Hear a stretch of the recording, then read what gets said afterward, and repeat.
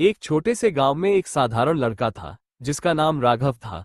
वो बहुत साहसी और चतुर था, लेकिन गरीब था। एक दिन वह जंगल में शिकार पर गया और वहां उसे एक जंगली हाथी मिला। हाथी बहुत हिंसक हो गया था और गांव के लोग डर के मारे भाग रहे थे। लेकिन राघव ने अपने साहस और समझ से उस हाथी को शांत किया और उसे जंगल में वापस भेज दिया। राघव के साहस को देखकर एक पवित्र बाबा ने उसे आशीर्वाद दिया और एक जादुई तीर दिया।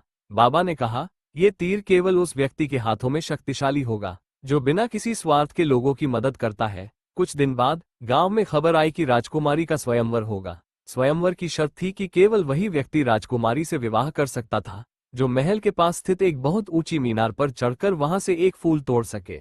बहुत से राजकुमार और बड़े बड़े योद्धा आए, लेकिन कोई भी मीनार के शिखर तक नहीं पहुंच सका।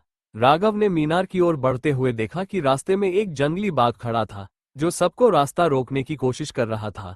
राघव ने तीर की नोक को बाघ की ओर साधा और एक सही निशाने से तीर चलाया।